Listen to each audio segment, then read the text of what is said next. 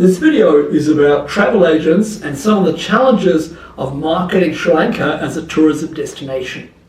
The starting point really is thinking about how the consumer chooses destinations. And there we have a decision model that consumers kind of go through from the beginning. First of all, part of the model might be thinking about, I think I need a holiday, and what type of holiday do I kind of want?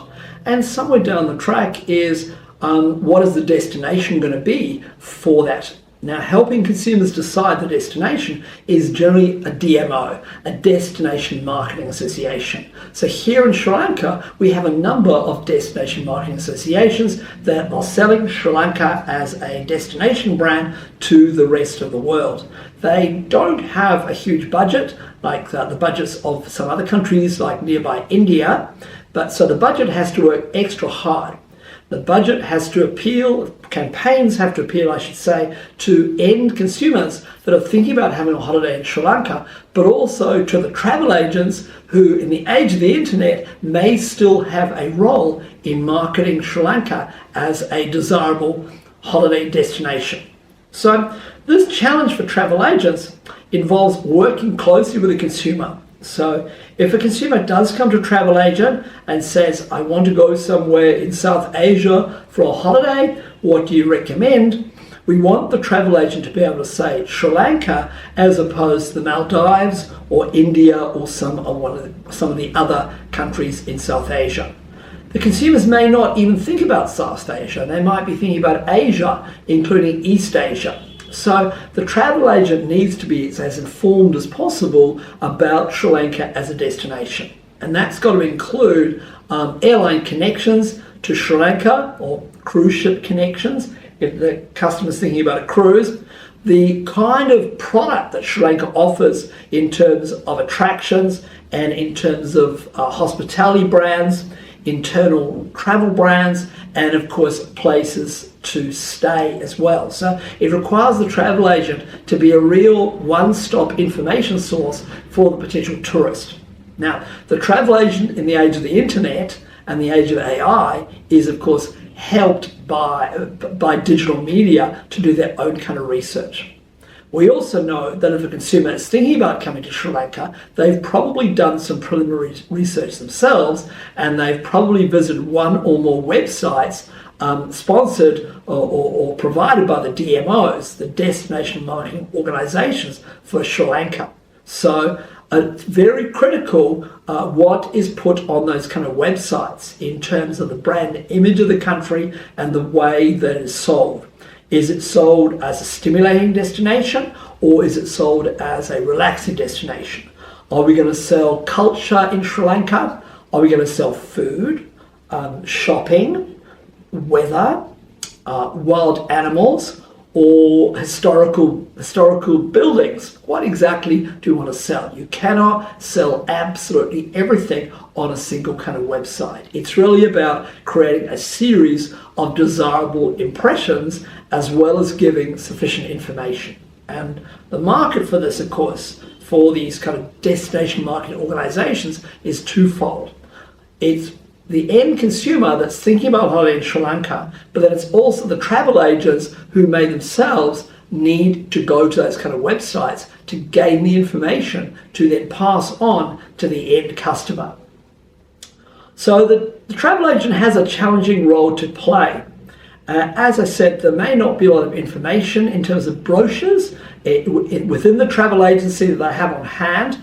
The brochures they do have may be part of a more generic brochure on holidays in Asia, or more specifically, holidays in South Asia, in which case there may be product being sold for the Maldives, for India, for Nepal, even for Bangladesh, or for somewhere like Tibet. So Sri Lanka has to compete as being a few pages in those particular brochures. So it's critically important that the brochure producer has the right kind of images and the right kind of products at the right price in those kind of brochures, because the travel agent may simply pick up those brochures and give them to the inquiring customer to go away and read, or they may sit down with the customer and go to the Sri Lankan section and actually point out some highlights of Sri Lanka and try and sell Sri Lanka as a product.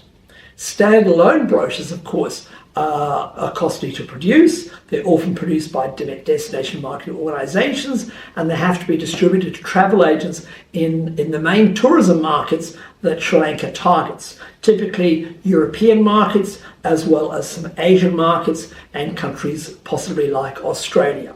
And of course, it's expensive to produce hard copy brochures. So once again, digital brochures online and websites become quite critical in this experience, because digital can be updated regularly. We know as well that digital can be structured for tourists in different countries around the world. So what a Chinese tourist or a Russian tourist might be looking for in Sri Lanka may be entirely different from what a German or an American or an Australian tourist might be looking for. So the specifics of where the consumer, the potential traveler, lives becomes quite kind of critical, because they may be seeking different tourism products. Now, Sri Lanka is in the lucky position that it can offer multiple experiences and multiple tourism products in the way of culture, beaches, weather, cultural heritage, food, people interaction, wildlife, as I mentioned before. So the travel agent needs to ascertain with the traveler exactly what they're interested in seeing and doing on their holidays. And if the consumer merely has heard of Sri Lanka as a good destination, possibly through word of mouth or seeing a brief snippet in a television travel program, then the travel agent themselves has to quickly inform themselves about the huge range of possibilities that Sri Lanka offers. Now, this includes airlines to the country, what airlines fly to Sri Lanka. That's easy enough to find out by putting that into the computer in the travel agency. More complicated is the choice of hotels in the country. And the travel agent may very easily see that through looking at things like the Hilton reservation system or brands like Shangri-La, that the brands like Hilton and Shangri-La are here in Sri Lanka. They'll be far less aware of Sri Lankan brands like Jetwing, which means that Jetwing may miss out on some of the international business if travel agents in other countries don't have that kind of awareness. Travel agents, when they go on educationals, may very well be staying at Sri Lankan brands like Jetwing, but then they may also prefer the safety of known brands like Hilton or Shangri-La. So there is a challenge for Sri Lankan brands to market themselves, just as there is a challenge in other small tourism countries for brands to market themselves.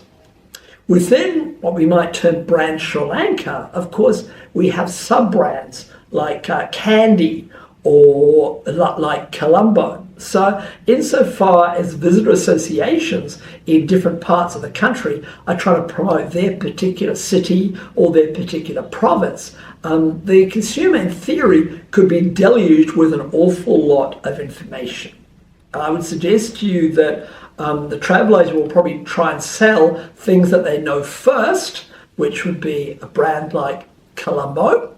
They might beyond that have little knowledge of the destination. So the travel agent really has to be a researcher about the destination. And I would suggest that fully FITs, fully independent travelers, will be less dependent on a travel agent. But if you're not an experienced, fully independent traveler, traveling to a developing country in South Asia might be a little bit challenging and overwhelming for these less experienced, less FIT travelers. So they may be particularly reliant on the travel agent for good advice.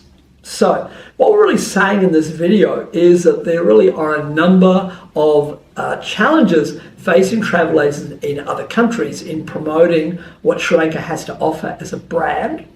particular destinations within Sri Lanka and what those destinations have to offer in terms of the mix of attractions. And critical to all of this, of course, is the guest feeling safe in the destination.